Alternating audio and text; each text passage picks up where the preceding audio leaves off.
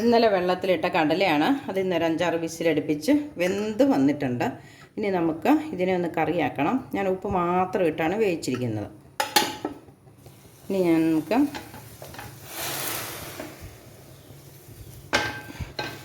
അതിൻ്റെ കൂടെ അല്പം പച്ചക്കറികളും കൂടെ ചേർത്തിട്ടാണ് ഉണ്ടാക്കുന്നത്. അപ്പോൾ അതിനായിട്ടൊരു ചട്ടി അടുപ്പത്ത് വെച്ചിട്ടുണ്ട്. ആദ്യം നമുക്കല്പം എണ്ണ ഒഴിച്ചു കൊടുക്കാം.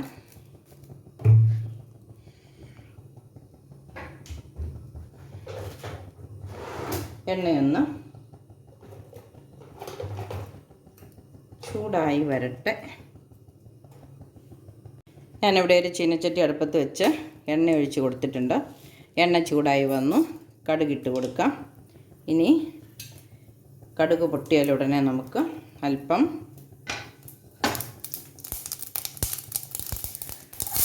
സവോള ഇട്ട് കൊടുക്കാം.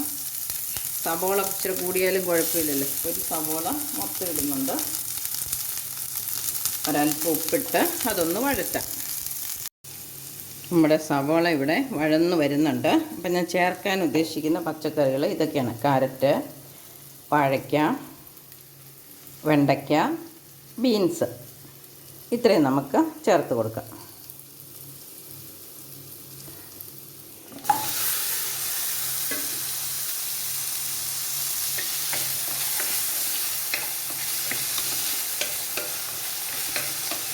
ഇത് അല്പനേരം മൂടി വെച്ച് വേവിക്കാം.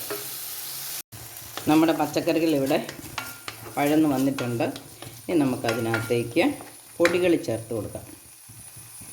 മഞ്ഞൾപ്പൊടി,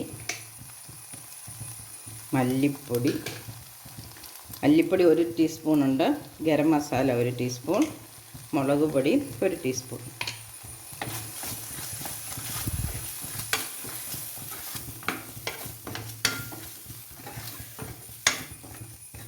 ഇനി നമുക്ക് ഇതിനകത്തേക്ക് വേവിച്ച് വെച്ചിരിക്കുന്ന കടല ചേർത്ത് കൊടുക്കാം.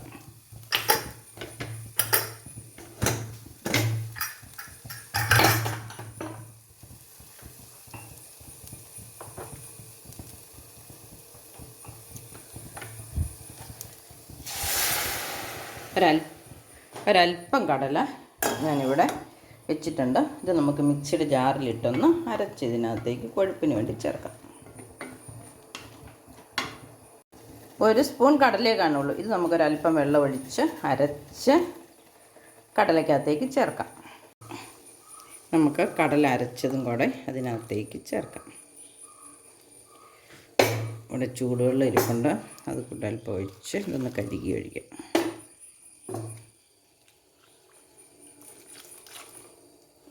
ഇനി പാകത്തിന് ഉപ്പുണ്ടോ എന്ന് നോക്കിയിട്ട് പാകത്തിന് പറ്റുമ്പോൾ നമുക്ക് കറി ഓഫാക്കാം.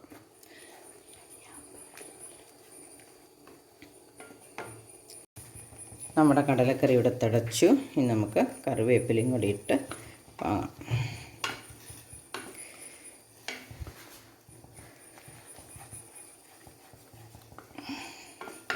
പുട്ടിനല്ലേ, അപ്പോൾ ഒത്തിരി ചാറൊന്നും വേണ്ടല്ലോ. അപ്പം നമുക്ക് ഇത് പുട്ടിന് കൂട്ടാൻ വേണ്ടിയിട്ടാണ് കേട്ടോ. അപ്പോൾ ഇത് സ്റ്റൗ ഓഫാക്കാം.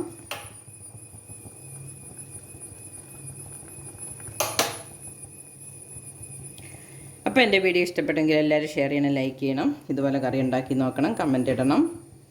ചാനൽ സബ്സ്ക്രൈബ് ചെയ്യാത്തവർ സബ്സ്ക്രൈബ് ചെയ്ത് പ്രോത്സാഹിപ്പിക്കണം.